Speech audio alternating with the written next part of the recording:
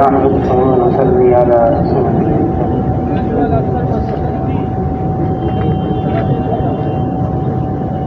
اس ساری کی ساری کائنات کے خالق اور مالک اللہ ہے۔ اللہ نے اس کائنات کو بنایا، پھر اس کائنات کا سارا نظام اللہ کی قبضے قدرت میں ہے۔ اللہ خالق ہے اور باقی سب مخلوق ہے۔ اللہ مالک ہے اور باقی سب مملوک ہے۔ اس دنیا کو اللہ نے بنایا، زمین کو پیدا کیا، اس کو پھیلا دیا، پھر اس پر اللہ نے پہاڑوں کو کاٹ دیا، سمندروں کو چیر دیا، دریاؤں کو رواں کیا، بغیر سکون کے آسمان کو بلند کیا۔ پھر اللہ تعالیٰ نے بادلوں کے ذریعے سے بارش کو برسایا، ایک دن اور رات کا نظام چلایا۔ پھر اللہ تعالیٰ یہ بھی پوچھ رہے ہیں، بتاؤ اگر تا قیامت اندھیرا ہوتا تو اللہ کے علاوہ کون جو دن کا اجالا دے رہا ہے، اور اگر تا قیامت دن کا اجالا ہوتا تو اللہ کے علاوہ کون جو رات کا اندھیرا دیا ہے۔ سارا نظام اللہ نے چلایا، پھر اس کائنات کے اندر اللہ نے طرح طرح کی مخلوقات کو پیدا فرمایا۔ بعض مخلوق ایسی بڑی نحیف، ضعیف، چھوٹی، انسان ان کو اپنی آنکھ سے دیکھ بھی نہیں سکتا، اور بعض مخلوق ایسی اللہ تعالیٰ نے اتنی ظاہری طاقت دی، قوت دی، کر دیا۔ حضور صلی اللہ علیہ وسلم نے 2 مرتبہ جبرائیل علیہ السلام کو اپنی اصلی حیت میں دیکھا۔ جبرائیل علیہ السلام اپنی اصلی حیت میں سر عرش ملا، پاؤں تحت الثری، 600 پروں میں سے ایک پر کھول دیا، سارا مشرق ڈھک گیا، اور دوسرا پر کھول دیا، سارا مغرب ڈھک گیا۔ قوت اللہ نے اتنی دی جبرائیل علیہ السلام کو، اپنے 600 پروں میں سے ایک پر کے ایک کونے میں ایک پوری بستی کو اٹھایا، اوپر لے گئے، اتنا اونچا لے گئے کہ آسمان کے رہنے والوں نے اس بستی کے مرغے کی اذان تک سن لی، وہاں سے الٹ دیا۔ تو بعض مخلوق ظاہری شکل میں بڑی طاقتور، بڑی قوت والی، بڑی فوجدار، لیکن مخلوق ہے۔ جیسے مخلوق وجود میں آنے کے لیے اللہ کی محتاج ہے، ایسے ہی ساری مخلوق استعمال ہونے میں بھی اللہ کی محتاج، سب اللہ کے محتاج ہیں۔ اور اللہ تعالیٰ اپنے کرنے میں اپنی مخلوق میں سے کبھی بھی کسی وقت بھی کوئی احتیاج نہیں رکھتے، سب اللہ کے محتاج، اور اللہ کسی کا محتاج نہیں ہے۔ اس دنیا کے اندر ایک پتا بھی اللہ کے حکم سے ہل نہیں سکتا ہے، اللہ کے حکم کے بغیر کچھ ہوتا ہی نہیں۔ دنیا کی تمام حکومتوں پر، دنیا کی تمام سلطنتوں پر، دنیا کی تمام بادشاہتوں پر ایک اللہ کی بادشاہت ہے، فیصلہ اللہ کا ہے، حکم اللہ کا ہے اور غلبہ اللہ کا ہے۔ ہوگا وہ جو اللہ چاہیں گے، جو مخلوق چاہے گی وہ نہیں ہوگا۔ مخلوق کا چاہنا یہ محض چاہنا ہے اور اللہ کا چاہنا یہ ہو جانا ہے، اور ہوگا وہ جو اللہ چاہیں گے۔ کوئی اللہ کے سامنے حکم چلا نہیں سکتا، کوئی اللہ کے آگے پر نہیں مار سکتا، کوئی اللہ کے سامنے دم نہیں مار سکتا۔ مخلوق جیسے وجود میں آنے کے لیے اللہ کی محتاج، استعمال ہونے میں اللہ کی محتاج، اور ساری مخلوق کو فنا ہے، ختم ہونے والی ہے، باقی رہنے والی ذات صرف اللہ کی ہے۔ ایک وقت آئے گا اللہ تعالی ساری مخلوق کو ختم کر دیں گے۔ ساری مخلوق زمین کی ہو، آسمان کی ہو، عرش کے اٹھانے والے فرشتے ہوں، جبرائیل علیہ السلام ہوں، اسرافیل علیہ السلام ہوں، میکائیل علیہ السلام ہوں، اسرائیل علیہ السلام ہوں، کوئی ہو، وقت آئے گا اللہ سب کو ختم کر دیں گے۔ پھر اللہ تعالی اعلان کریں گے لمن الملک اليوم، آج بادشاہت کس کی ہے؟ کوئی جواب دینے والا بھی نہیں ہوگا۔ اللہ خود فرمائیں گے للہ الواحد القہار، ایک اللہ کی بادشاہت ہے، کائنات کا ذرہ ذرہ اللہ کے حکم میں جکڑا ہوا ہے۔ مخلوق ہے، کوئی اللہ کو عاجز کر نہیں سکتا، نہ زمین پر نہ آسمان پر۔ ساری مخلوق جمع ہو جائے، ساری مخلوق کچھ کرنا چاہے نہیں کر سکتی مگر وہ جو اللہ کا فیصلہ ہو۔ ساری مخلوق کچھ کرنا چاہے نہیں کر سکتی مگر وہ جو اللہ چاہے۔ اس دنیا کے اندر ایسا بھی ہوا ہے، بڑے بڑے بادشاہ آئے، ظاہری طاقت، فرعون یہ ملک مصر میرا ہے، باغات میرے ہیں، نہریں میری ہیں، اس نے نعرہ لگا دیا انا ربکم الاعلی، سب سے بڑا تو ہوں۔ اللہ نے فوراً نہیں پکڑا، موسیٰ علیہ السلام ہارون علیہ السلام کو بھیجا، سمجھاؤ،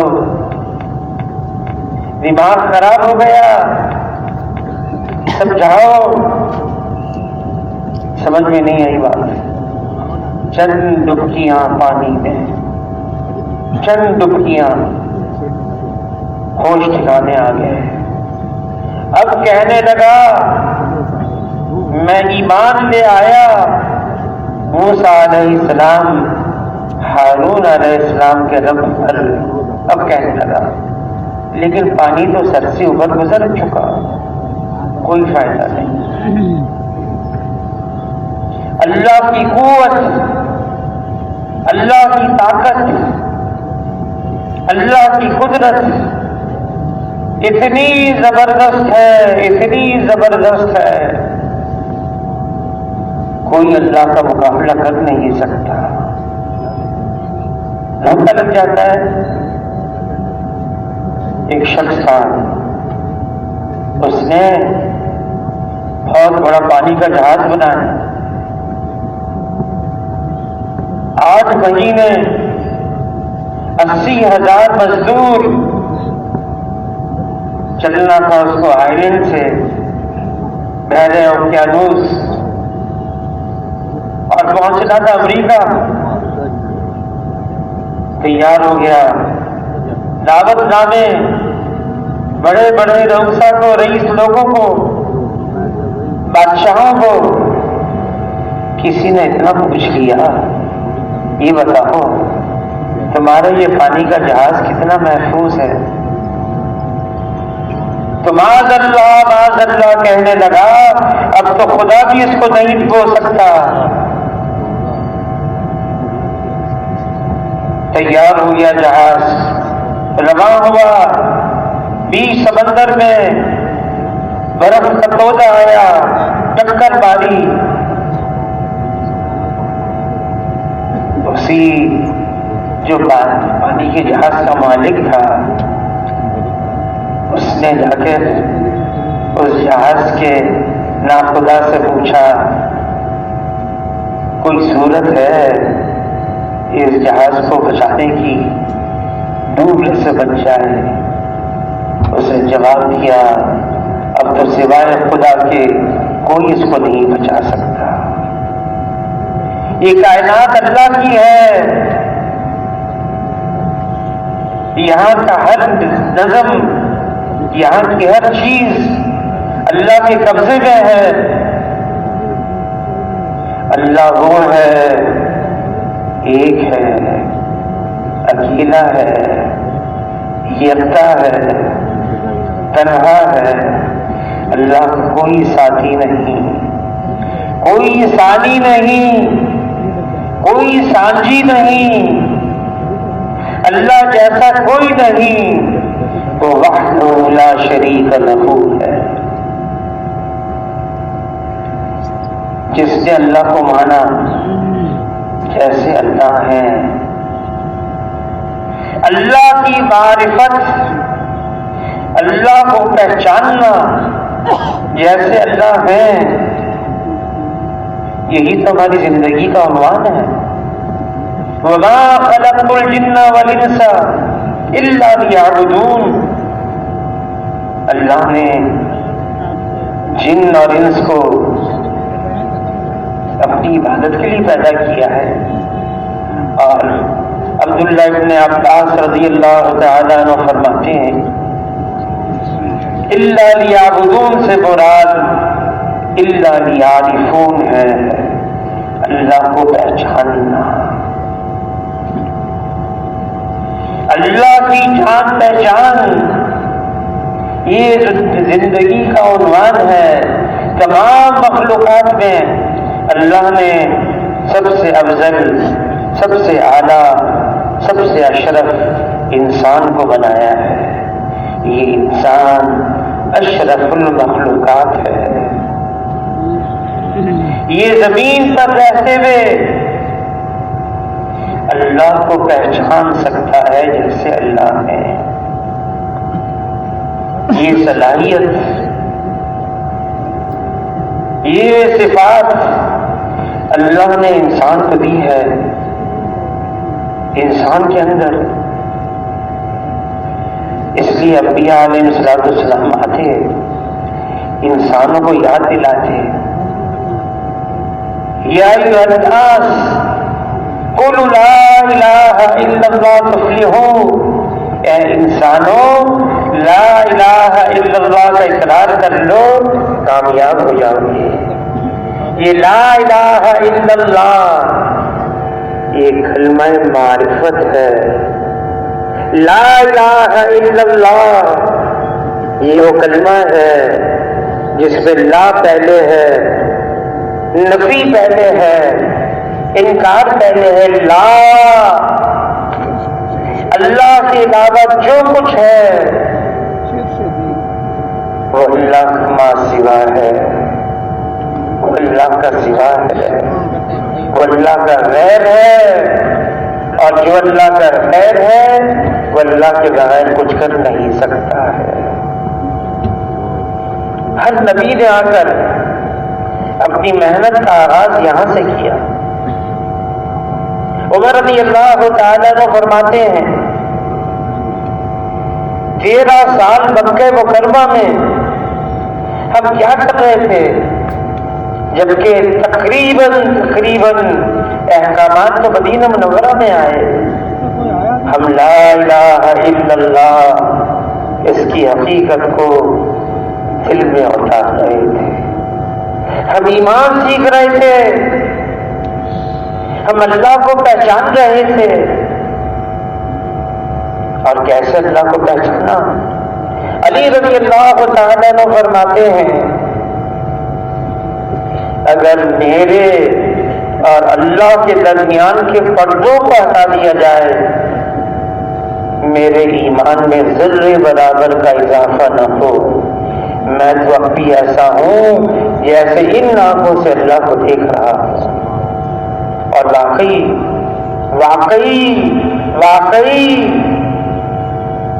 وہ اللہ کو دیکھ رہے تھے، غیب ان کے سامنے آ گیا،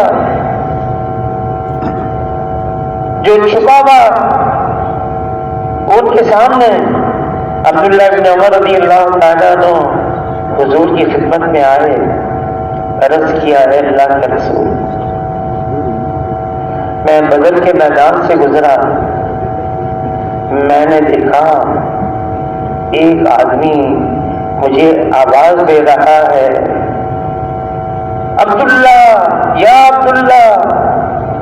میں اس کی طرف متوجہ ہوا، زنجیروں میں جکڑا ہوا، اور دوسرا شخص اس کے ہاتھ میں ایک ایسا خطرناک اوزار تھا۔ اس شخص نے مجھے آواز دی، التش التش، پیاس لگی ہے، جس کے ہاتھ میں گرز تھا، زور سے اس کو مارا، زمین میں دھنس گیا۔ اے اللہ کے رسول، یہ سارا منظر میں نے اپنی آنکھوں سے دیکھا۔ حضور نے پوچھا عبداللہ بن عمر سے، تم نے واقعی اپنی آنکھوں سے یہ سارا دیکھا؟ عرض کیا اللہ کے رسول، واقعی میں نے اپنی آنکھوں سے یہ سارا دیکھا۔ فرمایا تم نے برزخ کو دیکھ لیا، تم نے ابو جہل کو دیکھا، تم نے فرشتے کو دیکھا۔ ابو جہل پیاس کی شدت، حشر تک یہی اس کے ساتھ معاملہ ہوگا، اور وہ فرشتہ تھا جو اس کو گرز مار رہا تھا۔ غیب کا منظر۔ حضور صلی اللہ علیہ وسلم نے صحابی سے پوچھا تم نے صبح کیسے کی؟ عرض کیا اللہ کے رسول، میں نے ایمان کی حقیقت کے ساتھ صبح کی ہے۔ کیسے؟ عرض کیا اللہ کے رسول، میرا حال یہ بن گیا ہے، دن میں روزے کی حالت، رات کو قیام کی حالت، دن میں کھانے پینے سے محفوظ، رات کو بسترے سے جدا۔ میں اپنی آنکھوں سے جنت والوں کو دیکھ رہا ہوں، ایک دوسرے کو سلام کر رہے ہیں۔ میں اپنی آنکھوں سے جہنم کو دیکھ رہا ہوں، جہنم والوں کو دیکھ رہا ہوں، ایک دوسرے کو لعن طعن کر رہے ہیں۔ حضور صلی اللہ علیہ وسلم نے فرمایا، اس کا مفہوم ہے اے حارثہ، واقعی تمہارا یہ حال ہو گیا ہے؟ عرض کیا اللہ کے رسول، یہ تو ایسا ہے جیسے گویا کہ اللہ کا عرش میری نگاہوں کے سامنے ہے۔ فرمایا محفوظ رکھنا، اس کو محفوظ رکھنا۔ ایمان ایک حالت میں نہیں رہتا، ایمان گھٹتا بھی ہے بڑھتا بھی ہے، ایمان پرانا بھی ہو جاتا ہے، جیسے کپڑا پرانا ہو جائے اس کے نقش و نگار دھندلے ہو جاتے ہیں، وہ کپڑا پھٹ بھی جاتا ہے۔ حضور صلی اللہ علیہ وسلم فرماتے ہیں ایمان کا بھی یہ حال ہوتا ہے۔ تو عرض کیا اے اللہ کے رسول، جب ایمان کا یہ حال ہو جائے ہم پھر کیا کریں؟ فرمایا ایمان کو تازہ کرو۔ عرض کیا کیسے تازہ کریں؟ فرمایا اکثر من قول لا الہ الا اللہ، یہ کلمہ پڑھو، اس کلمے کی دعوت دو، اس کلمے کے بارے میں سوچو۔ لا الہ الا اللہ یہ کلمہ ایمان ہے، لا الہ الا اللہ یہ کلمہ ہدایت ہے، لا الہ الا اللہ یہ کلمہ اخلاص ہے، لا الہ الا اللہ یہ کلمہ حق ہے، لا الہ الا اللہ یہ کلمہ طیب ہے۔ یہ خالی بول نہیں، اس میں شک نہیں، اس کلمے کے الفاظ بھی بڑے قیمتی، اس کلمے کے بول بھی بہت اہم ہیں، لیکن خالی کلمہ پڑھ لیا، اس پر مطمئن ہو گئے، کلمے کی حقیقت دل میں اتر جائے۔ مولانا الیاس صاحب رحمۃ اللہ علیہ فرمایا تبلیغ کا کام کیا ہے؟ مخلوق سے یقین ہٹ جائے، نکل جائے، ایک اللہ پر یقین آ جائے، یہ تبلیغ ہے، ایک اللہ پر یقین آ جائے۔ حاجی صاحب حاجی عبد الوہاب صاحب رحمۃ اللہ علیہ جماعت آئی، ہم نے بڑا کام کیا، اتنی جماعتیں نکالی، اتنے گشت کیے، مقامی کام جمایا۔ حاجی صاحب سنتے رہے، تھوڑی دیر کے بعد کارگزاری ان کی مکمل ہو گئی، پوچھا یہ بتاؤ کتنے ایسے لوگ تیار ہوئے جن کا یقین مخلوق سے نکل کر ایک اللہ پر آ گیا؟ حالات مختلف آتے رہیں گے، کبھی گرمی کبھی سردی، کبھی ہوا بھی تیز چلے گی، کبھی کیا ہوگا کبھی کیا ہوگا۔ ایمان پختہ ڈھل بل نہ ہو، کرنے والی ذات اللہ کی ہے، اللہ سے نگاہ ہٹنے نہ پائے۔ فَفِرُّوا إِلَى اللَّهِ، دوڑو بھاگو اللہ کی طرف، مخلوق کی طرف نہیں۔ مال سے زندگی نہیں بنتی، زندگی اس کی بنتی ہے جس کی اللہ بناتے ہیں۔ نقشے چیزوں سے کام نہیں بنتا، کام اس کا بنتا ہے جس کی اللہ بناتے ہیں۔ عہدے منصب ڈگری اس سے عزت نہیں ملتی،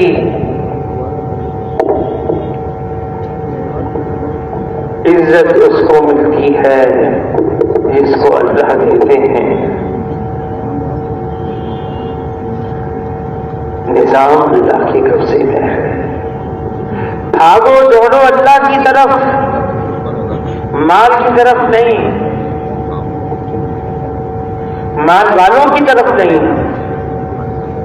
نقشوں کی طرف نہیں، نقشے والوں کی طرف نہیں، عہدے منصب کی طرف نہیں، عہدے منصب والوں کی طرف نہیں، اللہ کی طرف جو سب کچھ کر رہا ہے اور اللہ کے علاوہ کوئی کچھ نہیں کر سکتا۔ ہتھیار ہیں جو پہلا مارکا ہوا مدینہ منورہ میں آ کر، بدر کا 313 ہے، مقابلہ ہزار سے ہے، اور علماء حضرات فرماتے ہیں درجن سے زیادہ نہ بھالا، نہ نیزے، نہ تیر، نہ تلوار، نہ سواریاں، اکثر تو پیدل تھے۔ مقابلہ 1000 ہتھیاروں سے لیس۔ حضور صلی اللہ علیہ وسلم نے صحابہ سے پوچھا بتاؤ کیا کرنا ہے؟ صحابہ نے عرض کیا اللہ کے رسول ہم آپ کے تیروں میں سے تیر ہیں، آپ ہمیں حکم دیں پہاڑوں سے چھلانگ لگا دو، چھلانگ لگا دیں، لیکن جنگ تو ہوتی ہے ہتھیاروں سے، ہماری صرف جان حاضر ہے، ہمارے پاس جان ہے۔ 313 ہیں۔ ساری رات حضور صلی اللہ علیہ وسلم اپنے خیمے میں عریش، وہاں پر اب مسجد ہے، اس مسجد کا نام بھی عریش ہے، جھونپڑا تھا۔ ساری رات علی رضی اللہ تعالیٰ عنہ، ان کی عمر 21 سال، پردہ ہٹایا، دیکھا حضور سجدے میں ہیں، یا حی یا قیوم، یا حی یا قیوم، اللہ کو پکار رہے ہیں۔ فجر کے لیے تشریف لائے، حضور صلی اللہ علیہ وسلم نے سب صحابہ کے سامنے فرمایا دیکھو یہ وہ جگہ ہے جہاں ابو جہل کی لاش ہوگی، یہ وہ جگہ ہے جہاں عتبہ کی لاش ہوگی، یہ وہ جگہ ہے جہاں ولید کی لاش ہوگی، یہ وہ جگہ ہے جہاں شیبہ کی لاش ہوگی۔ بڑے بڑے سرداروں کے کفار سرداروں کے نام لے کر جگہ بھی بتا رہے ہیں ان کی لاش ہوگی۔ صحابہ کرام یقین جیسے حضور فرما رہے ایسے ہی ہوگا۔ جنگ ختم ہو گئی، جہاں حضور نے اشارہ کیا تھا وہیں اس مشرک سردار کی لاش پڑی ہوئی تھی۔ صحابہ فرمانے لگے، ہم پہچاننے لگے یہ انسان کی وار سے گیا ہے، یہ فرشتوں کی وار سے گیا ہے۔ اللہ نے تا قیامت امت کو یہ سبق دینا تھا، ہتھیاروں سے نہیں ہوتا، کرنے والی ذات اللہ کی ہے، ہوگا وہ جو اللہ چاہیں گے۔ کون ہے جو اللہ کا مقابل بنے؟ کون ہے جو اللہ کے سامنے آئے؟ کتنوں کو گرا دیا، ختم کر دیا اللہ نے۔ نمرود ایک لنگڑے مچھر سے ناک میں گھس گیا، ختم۔ اللہ کے لیے کیا مشکل ہے؟ ابراہ کا لشکر ہاتھی لے کر آ گیا، ابابیل کا لشکر آیا، پنجوں میں بھی کنکری، چونچ میں بھی کنکری، اور ایسی کنکریاں پھینکی اوپر سے۔ وہ ہاتھی تھے لیکن ایسے ہو گئے جیسے کھایا ہوا بھس۔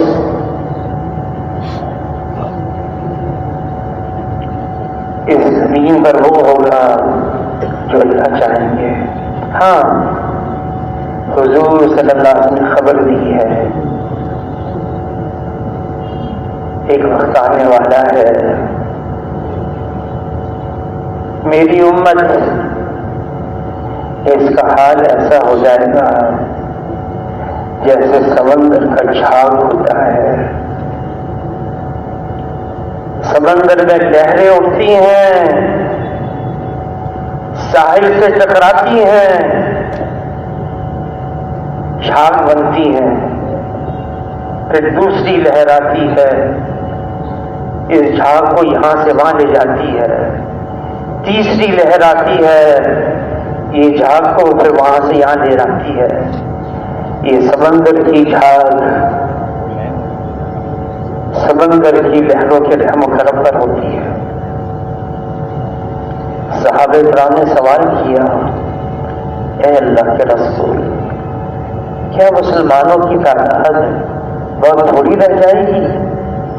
فرمایا نہیں، تعداد ہوگی بہت زیادہ۔ کتنی زیادہ؟ آج اس زمین کے اوپر ہر 5واں شخص وہ ہے جو یوں کہتا ہے میں مسلمان ہوں۔ تعداد ہوگی بہت زیادہ، لیکن سمندر کے جھاگ کی طرح کی حیثیت ہو جائے گی۔ اے اللہ کے رسول، کیوں؟ کس وجہ سے؟ حضور نے فرمایا ان کے اندر وہن کی بیماری پیدا ہو جائے گی۔ عرض کیا وہن کی بیماری کیا ہے؟ فرمایا حب الدنیا و کراہیت الموت، دنیا کی محبت اور موت سے کراہیت۔ جب یہ مرض امت کے اندر عام ہو جائے گا پھر امت غیروں کا مقابلہ کر نہیں سکتی۔ دنیا کی محبت، فرمایا دنیا سے بچو، یہ ہاروت اور ماروت سے زیادہ جادو کرنے والی ہے۔ دنیا اس کا گھر ہے جس کا آخرت میں کوئی گھر نہیں، دنیا اس کا مال ہے جس کا آخرت میں کوئی مال نہیں، اور دنیا کے لیے وہ جمع کرے جس میں ذرا بھی عقل نہیں۔ یہ دنیا کی محبت ہر خطا کی جڑ ہے۔ مثال سے 3 دن پہلے حضور صلی اللہ علیہ وسلم مسجد نبوی میں آئے، خطبہ دیا، اور اس میں یہ بات بھی تھی مجھے اپنی امت پر فقر اور فاقے کا ڈر نہیں، مجھے اپنی امت پر دنیا کی فراوانی کا ڈر ہے۔ حضور صلی اللہ علیہ وسلم زمین آسمان کے خزانوں کی چابیاں قدموں میں رکھ دی گئی، قبول نہیں کیا۔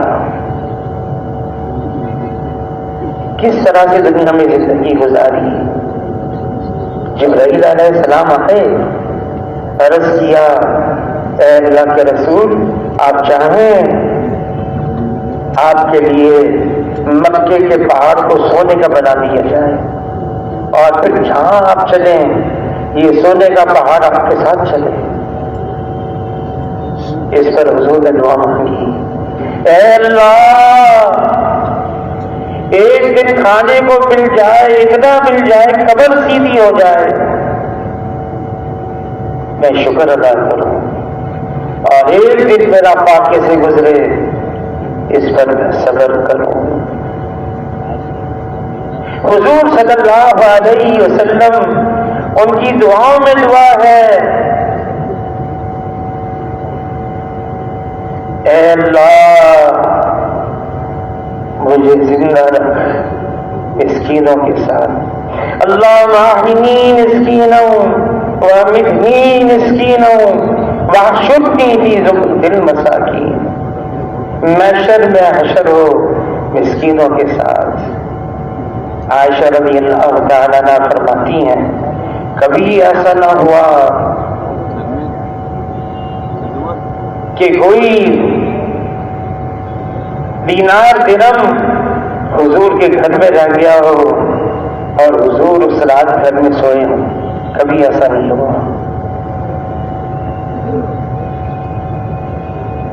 امت کو خبردار کیا، فرمایا ہر امت کے لیے ایک فتنہ ہوتا ہے، میری امت کا فتنہ یہ مال ہے، مال۔ حضور صلی اللہ علیہ وسلم اگر چاہتے ساری کائنات ان کی قبضے قدرت اللہ نے کر دی تھی، چاہتے حضور صلی اللہ علیہ وسلم کا مکان کیسا تھا؟ عائشہ رضی اللہ تعالیٰ عنہا فرماتی ہیں اگر ہم کھڑے ہو جاتے قریب تھا چھت ہمارے سروں کو لگ جاتی، پھر فرماتی ہیں اگر رات کو حضور صلی اللہ علیہ وسلم نماز کی نیت باندھ لیتے،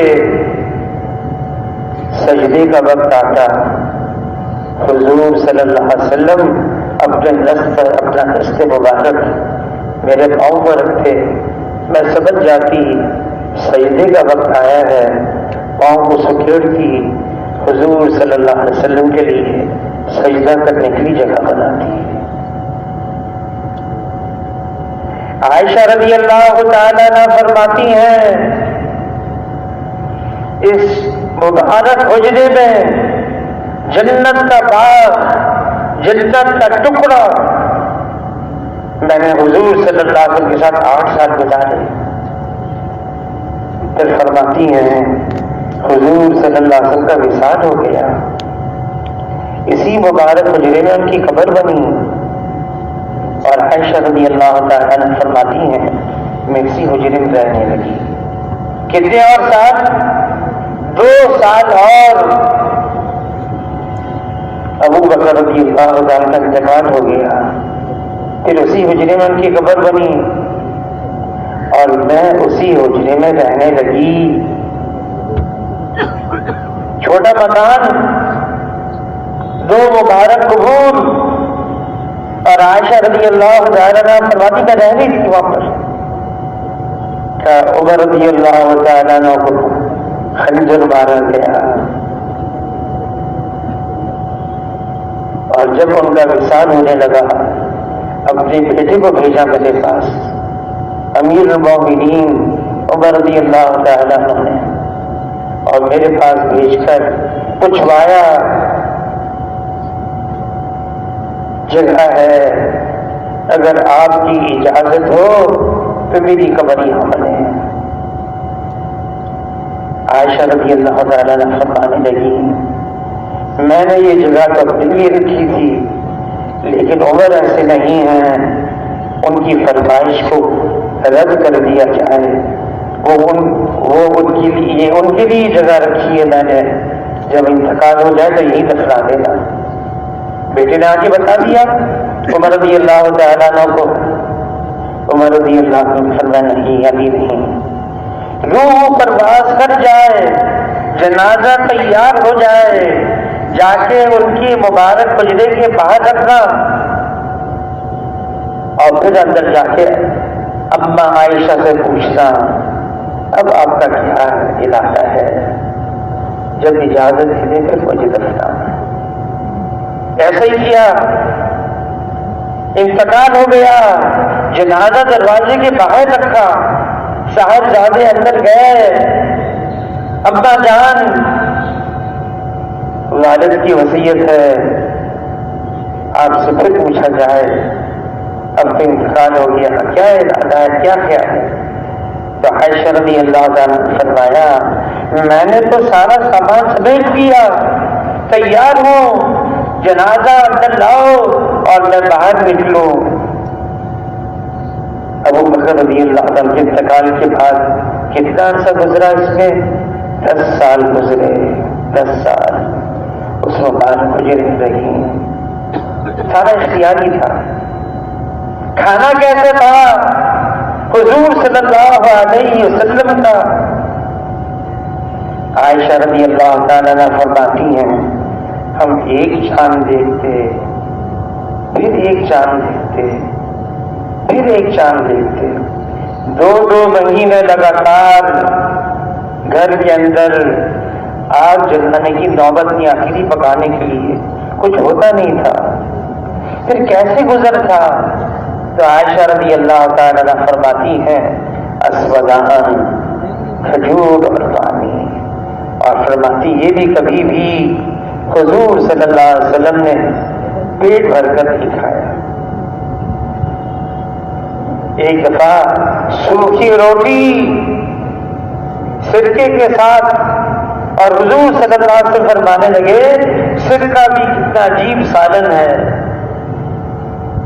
کبھی کھجور کو خربوزے کے ساتھ کھا لیا، کبھی کھجور کو کدو کے ساتھ کھا لیا، کبھی نہ کھایا، کچھ ہوتا نہیں تھا۔ حضور صلی اللہ علیہ وسلم یہ امت کے لیے مثال قائم کی. یہ رہنے کی جگہ نہیں ہے.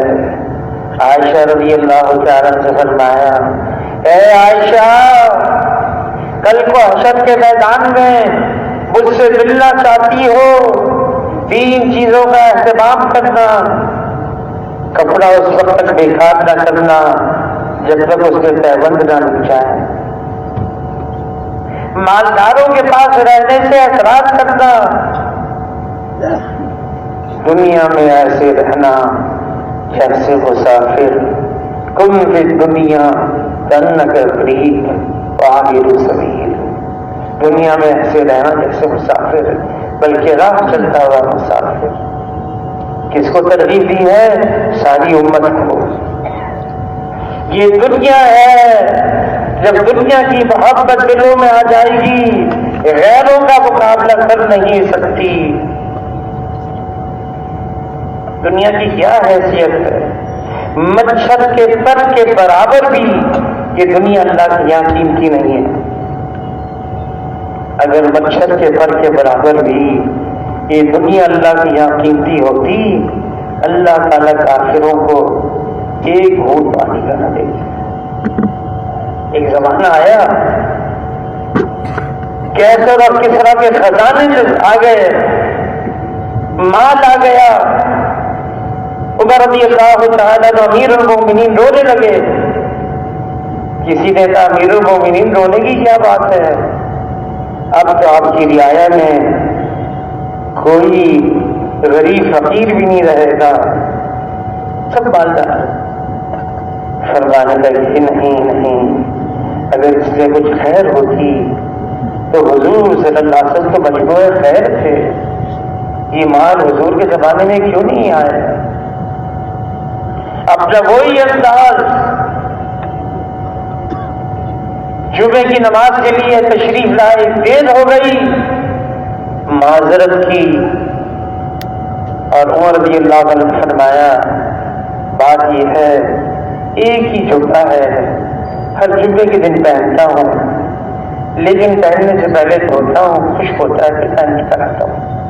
آج بھی معمول حسب معمول اس کو دھویا، اس کے خشک ہونے میں دیر ہو گئی تو مجھے بھی دیر ہو گئی.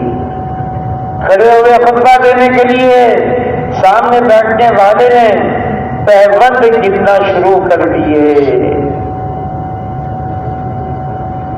12 پیبند تھے، ایک پیبند چمڑے کا تھا.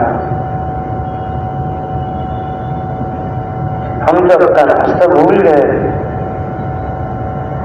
مال، نقشے، چیزیں، دنیا، اس کی کیا حقیقت ہے؟ جانا تو ہے چھوڑ کر. منہا خلقناکم وفیہا نعیدکم ومنہا نخرجکم تارۃ اخری. تم تو مٹی سے ہو، مٹی میں جاؤ گے، مٹی سے اٹھو گے. ہماری کیا حیثیت ہے؟ عمر رضی اللہ تعالیٰ عنہ جب بیت المقدس گئے فتح کرنے کے لیے، غلام لیا، ایک اونٹ لیا.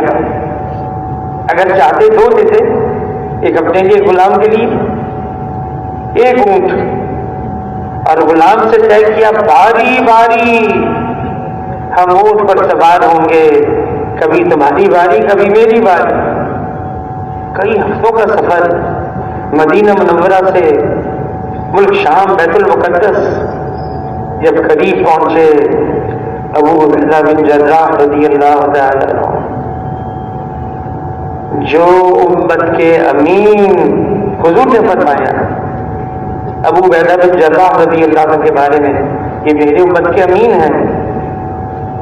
وہ آئے استقبال کے لیے اور عرض کی امیر المومنین، آپ مسلمانوں کے سربراہ کی حیثیت سے آئے ہیں، بیت المقدس فتح کرنے کے لیے آئے ہیں.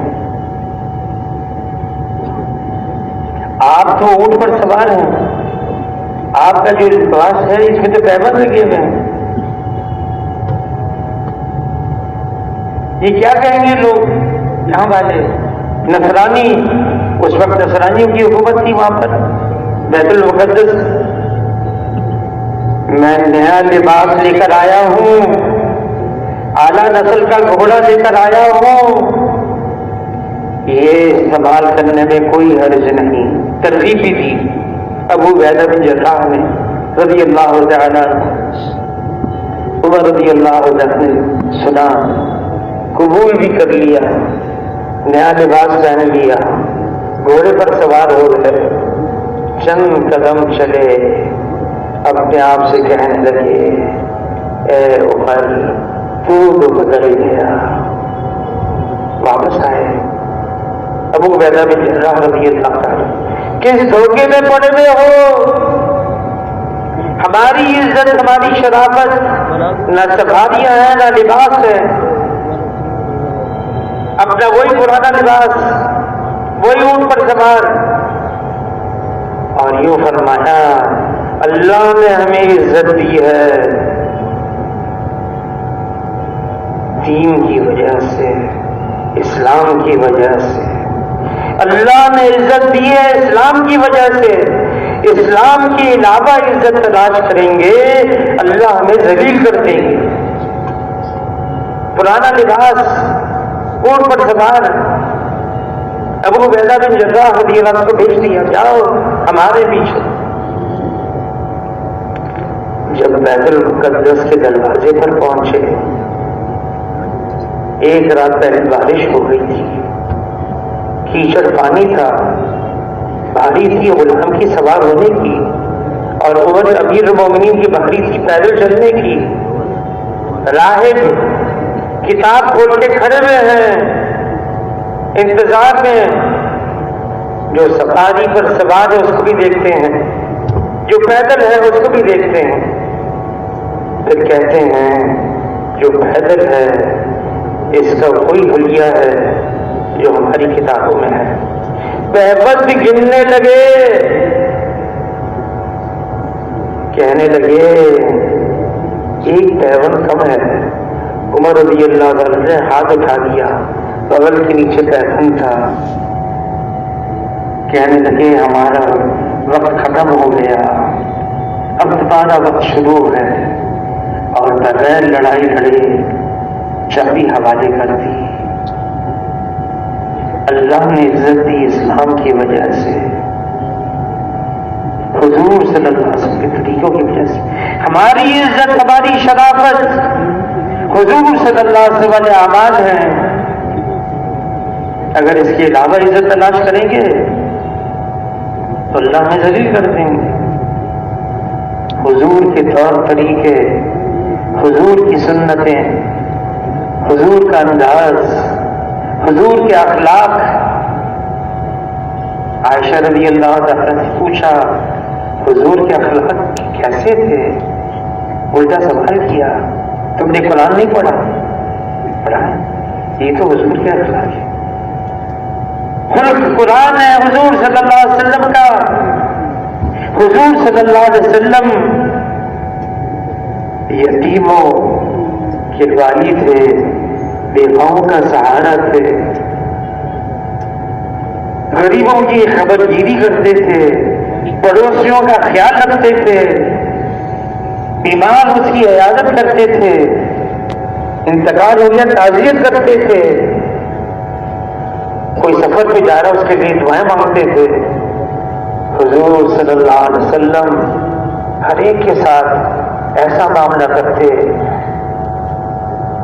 مجلس میں بیٹھے ہوئے ہیں، اگر کہیں سے آ رہے ہیں جناب رسول اللہ صلی اللہ علیہ وسلم صدر مقام کا قصد نہیں فرماتے، جہاں جگہ مل جاتی وہیں بیٹھ جاتے.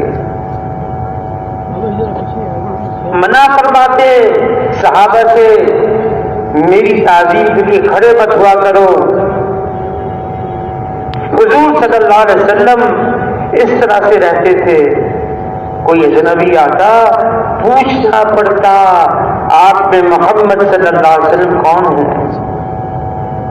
اگر شرفائے قوم ہوتے ان کی تعظیم فرماتے، اہل فضل کی عزت فرماتے۔ حضور صلی اللہ علیہ وسلم انس بن مالک رضی اللہ عنہ فرماتے ہیں میں 10 سال کی عمر میں حضور کی خدمت میں تھا، 10 سال تک کبھی ایسا نہیں ہوا حضور نے تک دلی کا کوئی لفظ کہا ہو یا ناخوشی کا کوئی لفظ کہا ہو، کبھی ایسا نہیں کہا ایسا کیوں کیا، ایسا کیوں نہیں کیا۔ کوئی اجنبی آتا حضور کے پاس ہیبت کھا جاتا، رو حضور کا، لیکن اٹھتا بیٹھتا حضور کی محبت میں سرشار ہو جاتا۔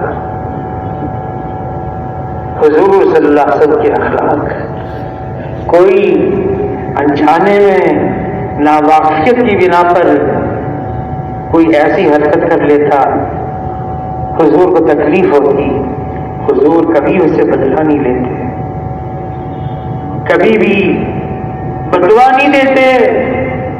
حضور صلی اللہ علیہ وسلم انتقام نہیں لیتے، درگزر اور معاف۔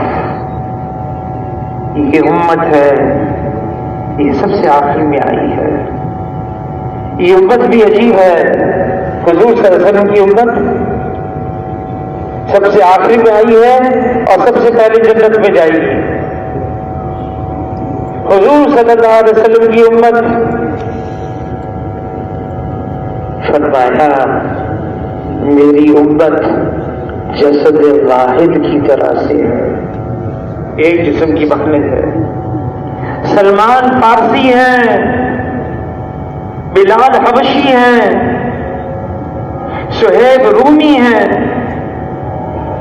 کوئی مہاجر ہے، کوئی انصار ہے، کوئی اوس قبیلے کا ہے، کوئی خزرج قبیلے کا ہے، سب اکٹھے ہیں، ایک ہیں۔ اس امت کی قوت اور طاقت کو ہتھیار نہیں بنائیں،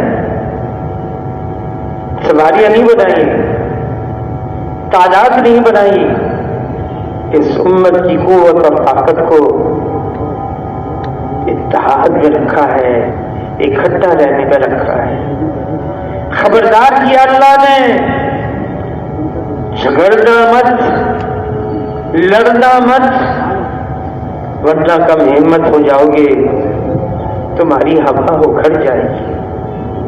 آداب بتائے اکٹھا رہنے کے حضور صلی اللہ علیہ وسلم نے۔ ساتھ رہو، کیسے رہیں؟ فرمایا ہر فرد امت کا اپنی حیثیت کو مٹا دے، میں کچھ بھی نہیں، میری کوئی حیثیت نہیں۔ جتنی اللہ کی بڑائی کھلتی چلی جائے گی، بڑائی صرف اللہ کے لیے ہے، بڑائی اللہ کا حق ہے، بڑائی اللہ کی صفت ہے، بڑائی اللہ کی چادر ہے۔ یہ بھی فرمایا اس پہ اللہ سے مقابلہ مت کرنا، اللہ پاش پاش کر دیں گے۔ چھوٹا بن کر چلنا، حضور صلی اللہ علیہ وسلم کی دعاؤں میں دعا ہے اللہم اجعلنی فی عینی صغیرا وفی اعین الناس کبیرا، اے اللہ مجھے اپنی نگاہ میں چھوٹا بنا دے، بے شک اوروں کی نگاہ میں اونچا کر دے۔ چھوٹا بن کر چلنا، اوروں کو اپنے سے اچھا سمجھنا، کسی کی وجہ سے، کسی کی کوتاہی کی وجہ سے، کسی کی غفلت کی وجہ سے اس کو کمتر سمجھنا، یہ حضور کی تعلیمات میں نہیں ہے۔ کسی نے کہا ظاہر نگاہ کم سے کسی دن اس کو جھکانا پڑتا ہے، پھر گلاس پانی کا بھرتا ہے۔ اکڑ، کبر، بڑائی، حضور صلی اللہ علیہ وسلم فرماتے ہیں رائے کے دانے کے برابر بھی اگر کبر آ گیا، بڑائی آ گئی، جنت تو دور کی بات ہے، جنت کی خوشبو بھی نہیں سکتی۔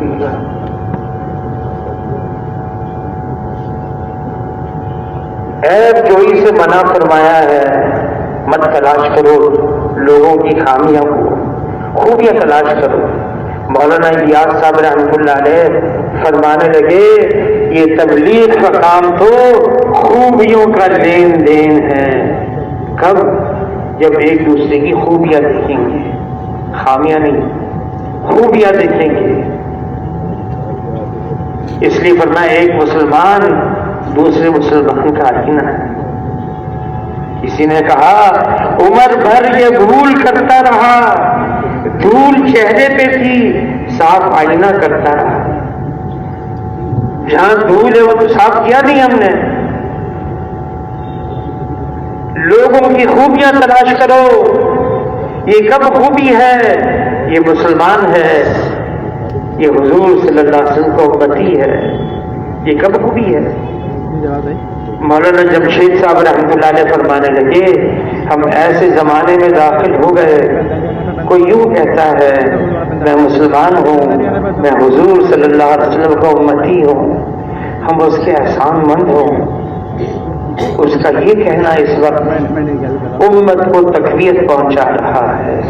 اس کا صرف اتنا کہنا میں مسلمان ہوں، میں حضور کا امتی ہوں، اس کا صرف یہ کہنا امت کو تقویت پہنچا رہا ہے۔ خامیاں دیکھنا، فتو مت لگاؤ، تلاش مت کرو خامیوں کو، اور پیٹھ پیچھے بیان مت کرو۔ پیٹھ پیچھے کسی کی برائی کرنا اس کو فرمائے غیبت ہے، اور غیبت اشد من الزنا ہے، زنا سے بھی بدتر ہے۔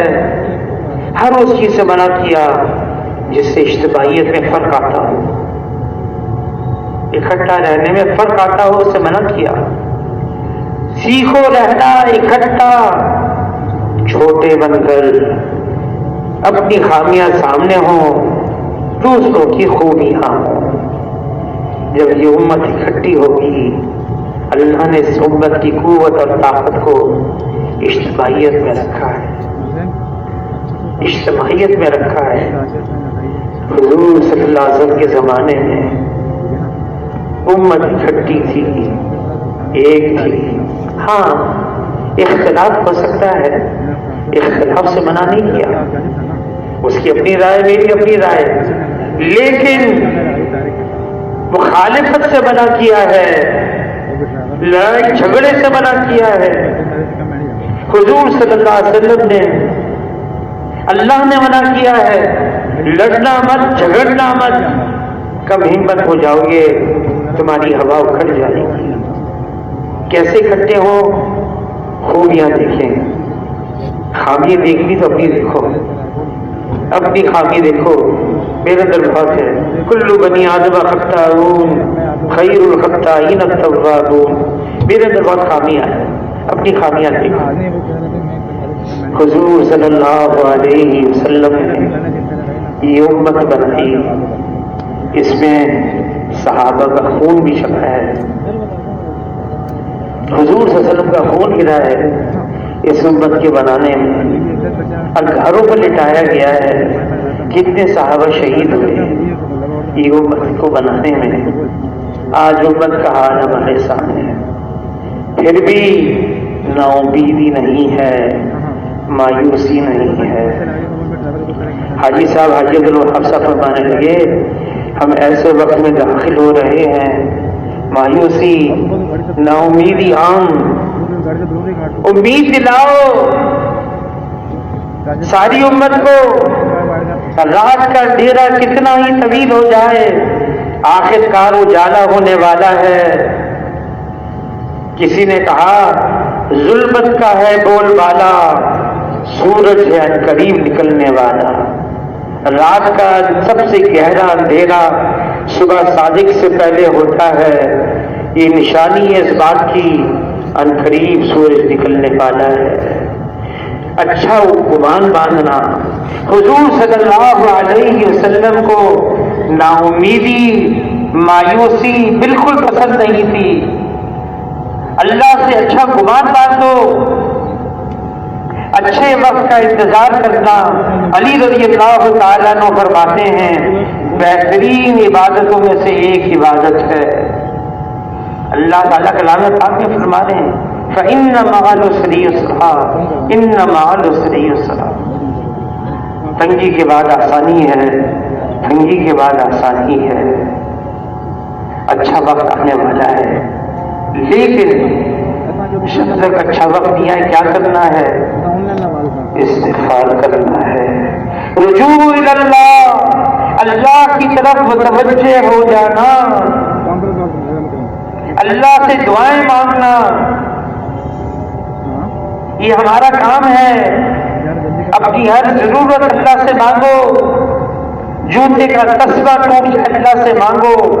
گھر میں نمک کی ڈلی نہیں اللہ سے مانگو.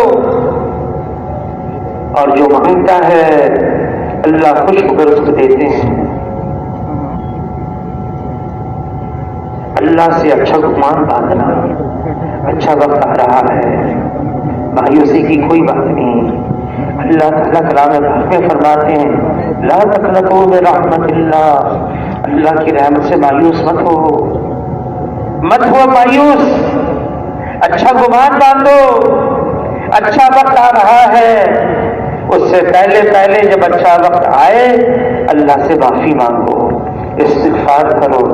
جو استغفار کو لازم قرار دیتا ہے اللہ تعالیٰ رزق سے، ہر تنگی سے، ہر غم سے، ہر غم سے راہیں نکالتے ہیں اور ایسی جگہ سے روزی عطا فرماتے ہیں جہاں سے وہم و گمان بھی نہیں ہوتا. حضور صلی اللہ علیہ وسلم فرماتے ہیں اس کا مفہوم ہے خوشخبری ہے اس کے لیے جو حشر کے میدان میں اپنے نامہ اعمال میں استغفار کو کثرت سے پائے. ایک تو یہ ہے ہم سے کہا جا رہا ہے استغفار کرو. مولانا یوسف قادری حضرت جی فرماتے تھے ہم تو گناہوں کے سمندر میں ڈوبے تھے. گناہوں کے سمندر میں ہم ڈوبے ہوئے ہیں. دل سے اللہ سے معافی مانگیں، استغفار کریں. حضور صلی اللہ علیہ وسلم فرماتے ہیں حدیث قدسی ہے اے میرے بندے اتنے گناہ لے کر آ زمین اور آسمان کے خلاف بھر دے. تیرے گناہ آسمان کی چھت تک لگ جائیں. ایک دفعہ مجھ سے معافی مانگ لے. میری عزت کی قسم، میرے جلال کی قسم، میں سب کو معاف کر دوں. مجھے کسی کی کوئی پرواہ نہیں. اللہ تعالیٰ انتظار میں ہیں کب میرے بندے میری طرف آئیں، معافی مانگیں، توبہ کریں، زندگی کو بدلیں. جب کسی بندے سے گناہ ہو جاتا ہے اور گناہ ہونے کے بعد ندامت، شرمندگی، افسردگی، وہ اللہ سے رجوع کرتا ہے اللہ غلطی ہو گئی مجھے معاف کر دے. اللہ تعالیٰ فرشتوں سے فرماتے ہیں گناہ ہوا، غلطی ہوئی، اس کو یقین ہے اس کا کوئی ہے پوچھنے والا. جبھی تو معافی مانگتا ہے گواہ رہنا میں نے اس کو معاف کر دیا. بندہ پھر جاتا ہے بشریت، نفس اور شیطان پھر سے وہ گناہ ہو جاتا ہے. اے اللہ میں نے تو سچے دل سے معافی مانگی تھی، کیا کروں پھر گناہ ہو گیا. اللہ پھر فرشتوں سے فرماتے ہیں معافی مانگی تھی، معاف کر دیا تھا، پھر گناہ کیا، پھر میں گواہ رہنا معاف کر دیا. پھر جاتا ہے، پھر غلطی، پھر کوتاہی، بشریت غالب، پھر معافی مانگتا ہے. اللہ فرماتے ہیں فرشتوں سے یہ گناہ کر کے معافی مانگ کر تھک جائے گا، میں معاف کرتے کرتے اس کو نہیں تھکوں گا. اللہ تو ایسے ہیں معاف کرنے کے لیے تیار ہیں. کوئی آئے اس راستے پر ہم مائل پر طرف ہیں، کوئی سائل ہی نہیں. اللہ تو معاف کرنے کے لیے تیار ہے. حاجی صاحب فرمانے لگے، آخری جملہ ان کا یہ تھا، ہسپتال جا رہے تھے، حویلی میں آئے، میری طرف سے امت کو پیغام دے دینا، اللہ سے معافی مانگ لو، خوب استغفار کرو، معافی مانگ لو، اللہ معاف کر دیں گے، حالات بدل دیں گے، پریشانی کے حالات ختم، دل میں سکون آ جائے گا، عافیت دے دیں گے اللہ تعالیٰ۔ بس اس کے لیے ساری امت میں پھرنا ہے، چلنا ہے، ایک ایک کے پاس جانا ہے، اس کو سمجھانا ہے، دیکھو وقت ہے بہت تھوڑا ہمارے پاس، جلدی سے اللہ کے ساتھ رجوع کر لیں، اللہ سے دوستی کر لیں، اللہ کو بنا لیں، اس کو ناراض نہ کریں، اللہ راضی ہو گئے، دنیا بھی بن گئی، آخرت بھی بن گئی۔ اس کے لیے ہمیں اللہ کے راستے میں نکلنا ہے، جیسے صحابہ کرام نکلے، جان دے دی اللہ کے راستے میں۔ حاجی صاحب مولانا یوسف صاحب سے فرمانے لگے، اس تبلیغ کے کام سے آپ کیا چاہتے ہیں؟ تو مولانا یوسف صاحب فرمانے لگے، اللہ پر جان دینا، اللہ پر جان دینا آ جائے۔ حاجی صاحب فرمانے لگے، میں تو بزدل آدمی ہوں، اللہ پر جان کیسے دوں گا؟ فرمانے کے سمجھو اللہ پر جان دینا کیا ہے، سمجھو اپنے تقاضے ہیں، دین کا تقاضا بھی آ گیا، دین کے تقاضے کو اوپر رکھنا، اپنے تقاضوں کو نیچے رکھنا۔ حاجی صاحب فرمایا، یہ تو میں کر لوں گا، یہ تو میں کر لوں گا۔ جو ایسا کرے گا اپنی ذات کے تقاضوں کو نیچے، دین کے تقاضوں کو اوپر، اس کے اندر استعداد پیدا ہوگی اللہ پر جان دینے کی، اللہ پر جان دینے کی۔ یہ جو شہادت ہے نا، عجیب چیز ہے، جنتی جنت میں پہنچ گئے، کوئی تمنا، شہید کہے گا تمنا ہے مجھے واپس لوٹا دیا جائے اور پھر مجھے شہید کیا جائے، پھر سے شہادت کی موت مل جائے۔ جو لذت ہے شہادت میں وہ کہیں کسی اور چیز میں نہیں ہے۔ مانگنا تو اللہ سے عافیت ہے، آسانی ہے، سہولت ہے، لیکن یہ اللہ کا راستہ ہے، اللہ پر جان دینا آ جائے۔ صحابہ کرام نکل گئے اللہ کے راستے میں، جہاں گئے وہاں ان کی قبریں بنی، لوٹ کر نہیں آئے۔ پھر ہمارے لیے تو آسانی ہے، شیخ الحدیث مولانا زکریا صاحب رحمۃ اللہ علیہ نے لکھا ہے، اگر امت کا یہ حصہ 10% کر لے صحابہ کا، 10% صحابہ کا کر لے، اللہ وہ معاملہ کریں ہمارے ساتھ جو اللہ نے صحابہ کرام کے ساتھ کیا۔ وہ نکل گئے جان دینے کے لیے، ہم 4 مہینے کے لیے، 40 دن کے لیے اللہ کے راستے میں نکل جائیں اور واپس لوٹ کر آئیں اور اپنے اپنے محلے میں محنت کریں اور ان کو تیار کریں وہ جائیں اللہ کے راستے میں۔ تو اس کے لیے تو فرمائیں 4 مہینے کے لیے کون کون ساتھی تیار ہے؟ یہ تشکیل کا کام بھی بہت اہم ہے، ساتھی نام لکھائیں گے سب ختم کیے۔ سوشل میڈیا پر سب سے قدیم اور سب سے ریلائبل برانڈ www.darsequran.com